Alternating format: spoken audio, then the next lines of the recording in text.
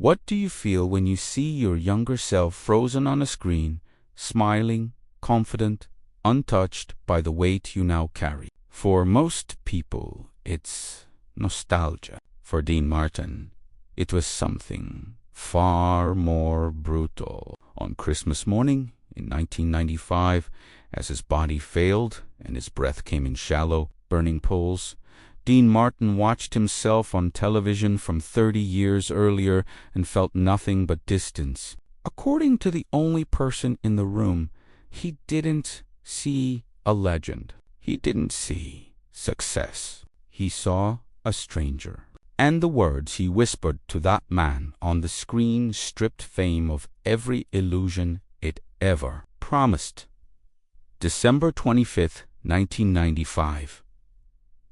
While families across America gathered around trees and tables, Dean Martin lay dying in his Beverly Hills bedroom. He was 78 years old, his lungs ravaged by emphysema, his heart weakened, his kidneys shutting down one system at a time.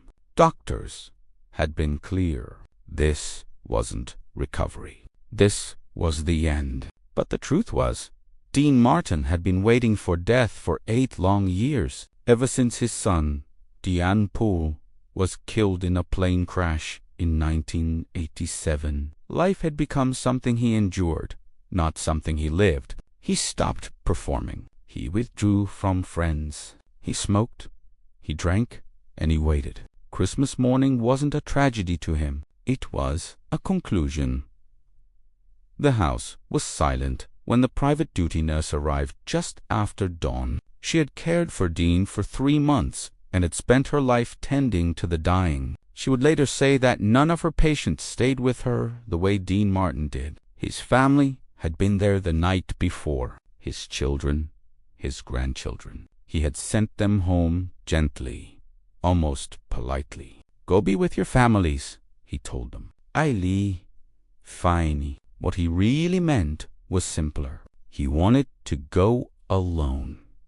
She found him awake, propped up by pillows, breathing with effort, eyes open and focused on the television. A marathon of his old shows was playing. Young Dean Martin filled the screen handsome, relaxed, laughing, glassing hand audience, roaring with approval. The contrast was devastating. The man on the bed was frail, hollowed out, barely clinging to air. The man on the screen looked immortal. "Merry Christmas," the nurse said softly. Dean turned his head and gave a faint smile. "Merry Christmas," he whispered. When she asked how he felt, he didn't soften it. "Like I'm dying. No fear, no drama. Just truth." His vitals told the same story. He should have been in a hospital, but Dean refused. He wanted his own bed, his own room, his own ending. She offered water. He declined. "Just leave the TV on," he said. "They're running my old shows today.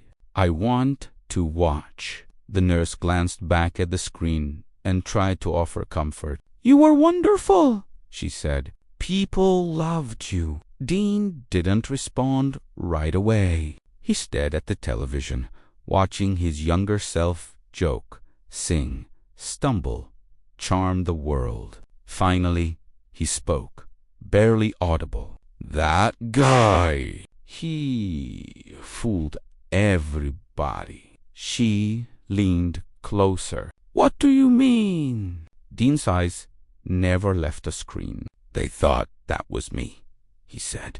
"It wasn't."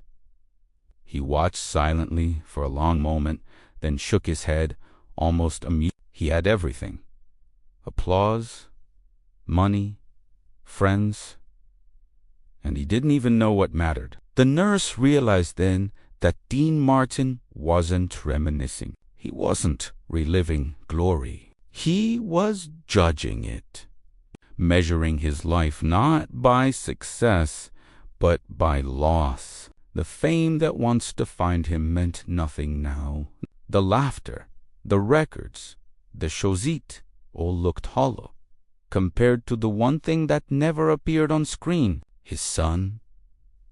Dean's breathing grew heavier. His voice dropped lower.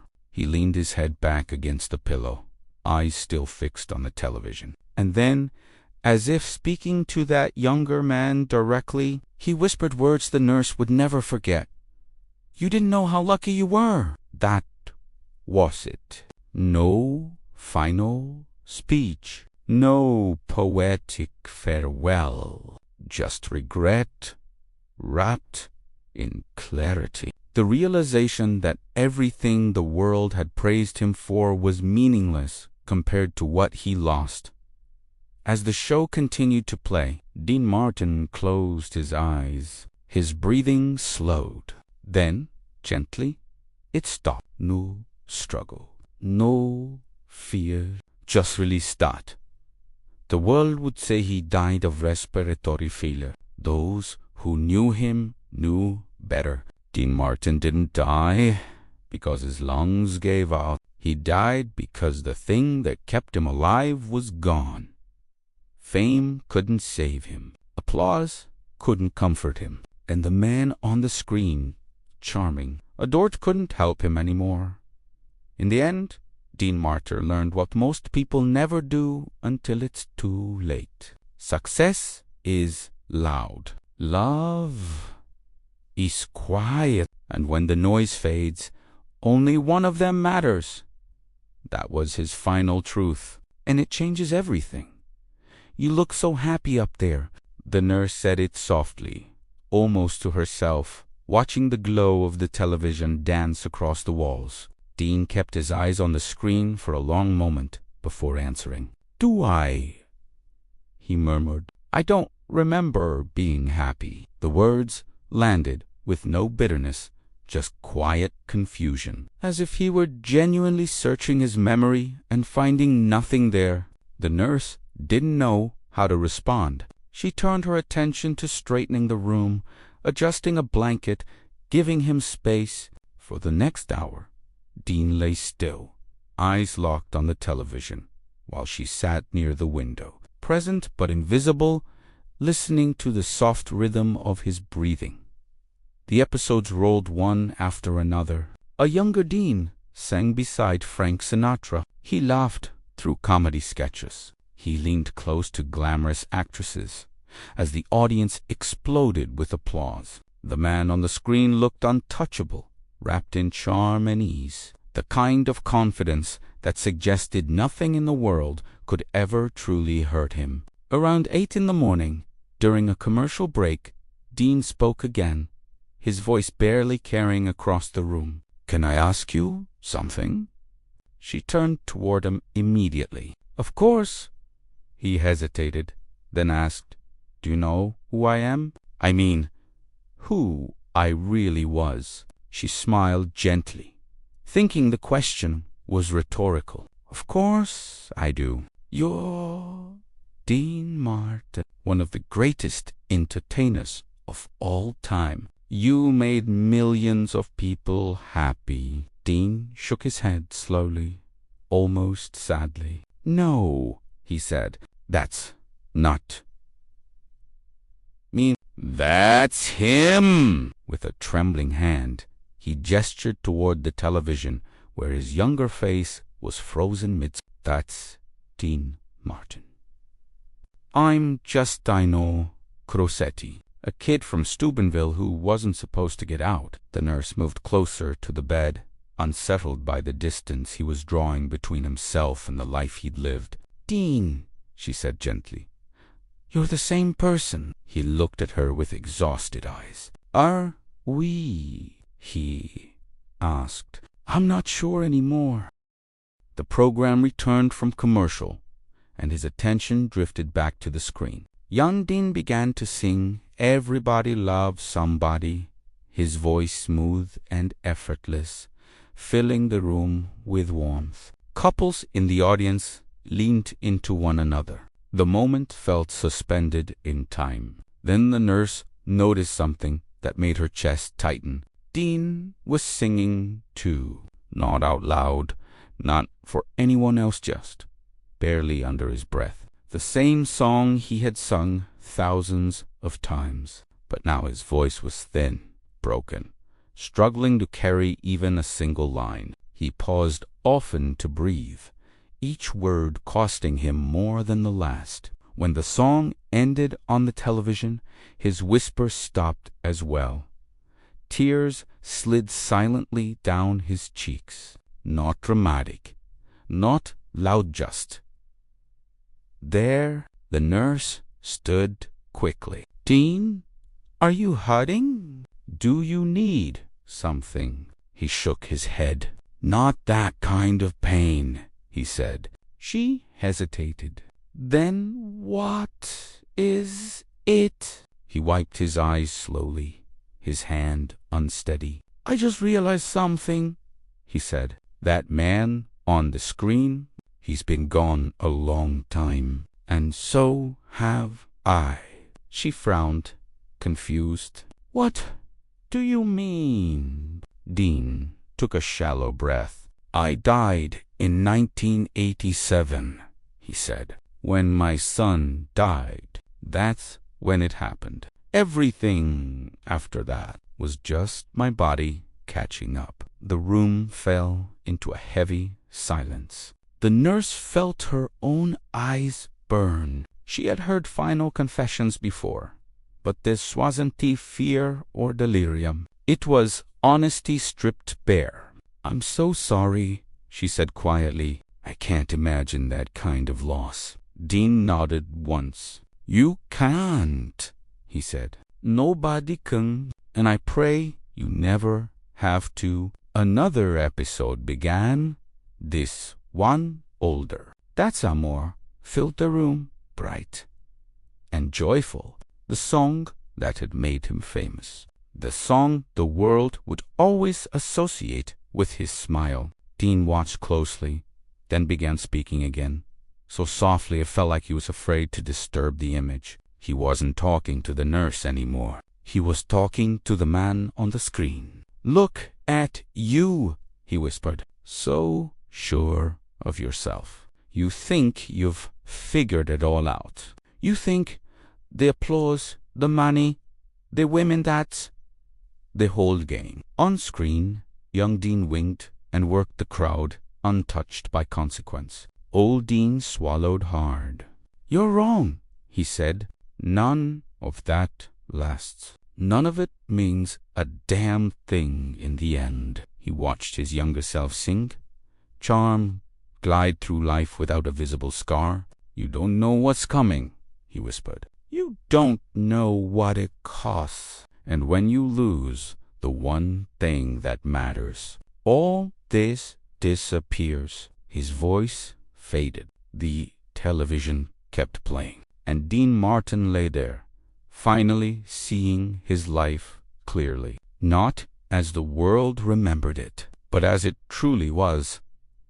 Dean watched the boy on the screen with an intensity that made his chest rise and fall in uneven pulls. The child's voice trembled, but the younger Dean leaned in, smiling, steadying him, guiding him through the song, like a hand on a small back. The audience laughed softly, charmed. Old Dean swallowed hard. "Look at that," he whispered.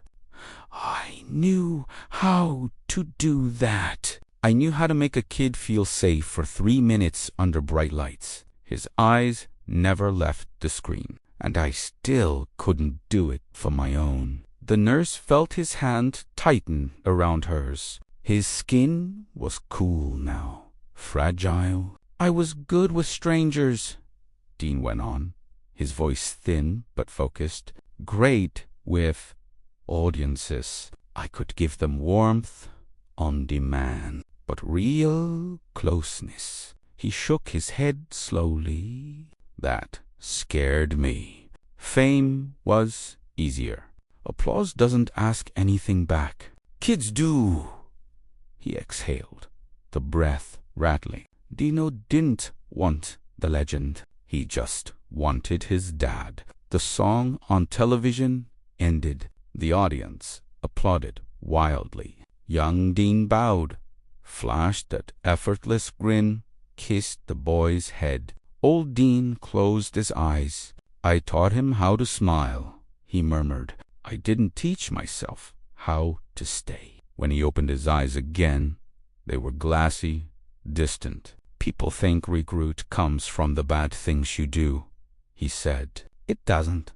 It comes from the good things you chose too often." The nurse brushed a tear from her cheek with the back of her hand. She had no words. That wouldn't sound small. Dean didn't need them anyway. He was speaking to something deeper than conversation now, untangling a lifetime out loud because time had finally run out. "They'll remember these songs," he said quietly. "They'll remember the jokes. They'll remember the cool. That's fine. Let them have that. But none of that will be in the room with you at the end. Not really." His breathing hitched, then steadied. Noonlight filtered through the curtains, soft and pale. "If anyone ever asks," Dean said, turning his head slightly toward her, "tell them this. Don't confuse being loved by millions with being known by the people who matter. They are not the same thing. One fills rooms. The other fills graves." He paused, a faint, sad smile touching his lips.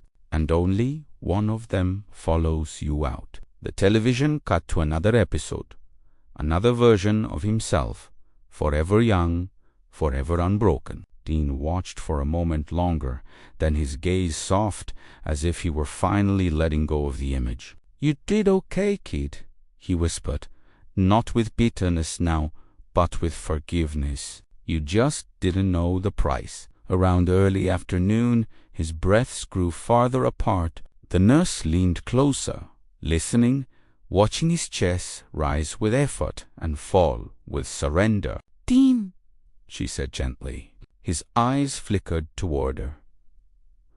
"Yeah, is there anything else you want to say?" He thought for a long moment, staring at the ceiling, then back at the television glow reflected faintly in the room. "Yeah," he said at last. "Turn it down a little." She did. The room grew quieter, more intimate. Dean's lips moved again, barely sound now. Tell them to go home when it matters. The show can wait." His grip loosened. His face relaxed in a way it hadn't in years. For the first time, he didn't look like Dean Martin. He just looked like a tired father. A few minutes later, the nurse realized he was no longer breathing. The television kept playing. Young Dean sang on, smiling into eternity, unaware that the man watching him had finally slipped away. On Christmas Day, in a quiet Beverly Hills bedroom, the legend ended not with applause, but with truth. Old Dean watched the screen with tears slipping quietly down his face. "That's how I should have been with my own kids," he murmured. "Patient, present, not rushing off to the next stage, the next city, the next applause." The nurse tried to comfort him, telling him his children loved him, that they spoke of him with pride and warmth. Dean nodded faintly, but his eyes stayed on the television. "They loved Dean Martin," he said. "The idea of him, the legend. But did they ever really know Dino? Did I ever let them see the real me? I don't think I did. I kept everyone at arm's length, even my own children." By around 2 in the afternoon, his condition changed sharply. His breathing grew shallow and uneven. His skin turned ashen, the color draining from his face. The nurse knew the end was close. She held his hand and asked again if she should call his family, bring them back. "Not yet," Dean whispered. "Let me watch one more." On the television, a Christmas special from 1968 filled the room. Young Dean stood beside Bing Crosby, singing White Christmas. It was warm and perfect, a postcard version of the holiday. Dean watched with half-closed eyes, each breath a fragile effort. The nurse leaned closer. "Dean, is there anything you want me to tell your family? Any message?" He was quiet for a long moment, gathering strength, and he spoke. "Tell them I loved them always, even when I didn't show it, even when I chose wrong. I always loved them." Until then his voice faltered. "Tell them I'm sorry. Sorry I wasn't there more. Sorry I chose the audience over them. Sorry I was a better Dean Martin than I was a father. They know you love them," the nurse said softly. "I hope so," Dean whispered, "because I'm about to find out if I was right." He stared at the screen again. "If there's a heaven, Dino's there, and I get to tell him I'm sorry. I get to tell him I love him one more time." As White Christmas ended, young Dean smiled and waved to the roaring applause. Old Dean watched, his lips barely moving. Then he whispered his final words. So quiet, the nurse had to lean in close. "Goodbye, Dean Martin.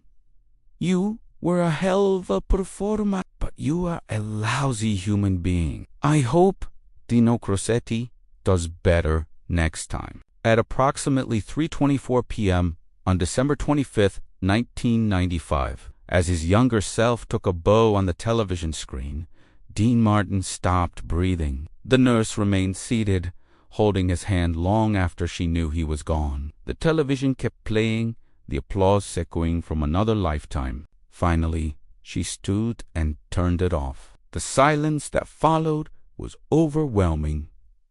She called the family, and then, something she had never done before in her career, she sat down and cried, not because a celebrity had died, but because she had witnessed something unbearably human. A man who had everything the world could offer had died believing he had failed at the one thing that mattered most. A man who made millions laugh had died in quiet regret. When Dean's family arrived, Deanna Martin found a small note on the bedside table written in her father's unsteady hand, and dated that morning. It read, "I'm sorry I wasn't better. I tried. Love, Dad." Dean Martin was laid to rest on December 29th, 1995.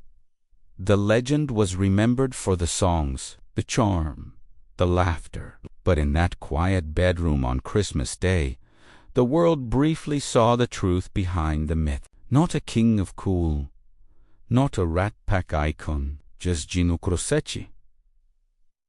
A father who loved deeply, lost everything that mattered, and finally let go.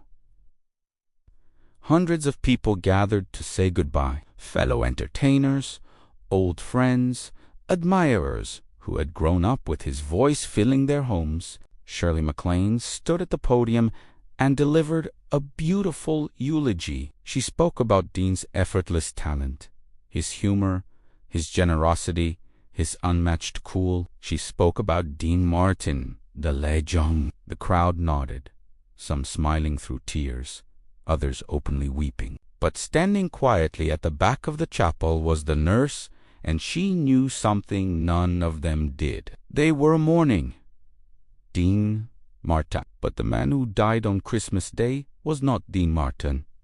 He was Dino Crosetti, a frightened kid from Steuben, Ohio, who had spent his entire life pretending to be someone braver, smoother, more lovable than he ever felt inside. A man who achieved everything the world promises will make you happy, and still died believing he had failed at the only thing that mattered.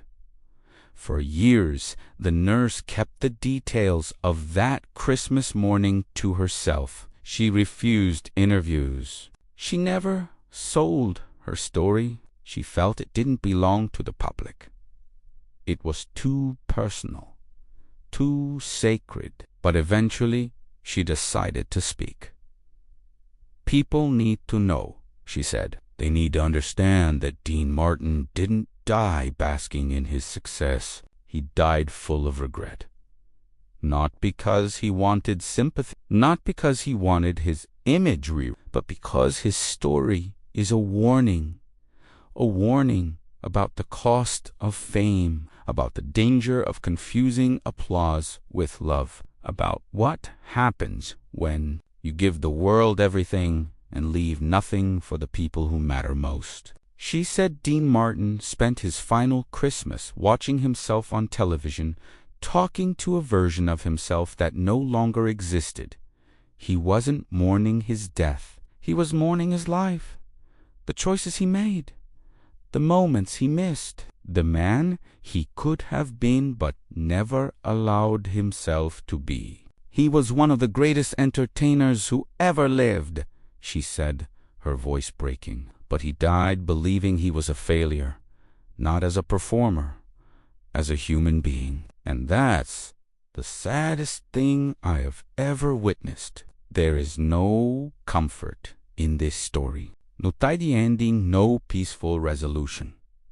Just truth. The truth that success does not protect you from loneliness. That being adored by millions does not mean you are truly known. That you can climb to the top of the world and still die feeling empty. Years before his death, Dean Martin once said in an interview, "I've got everything a man could want. Why don't I feel like I have anything at all?"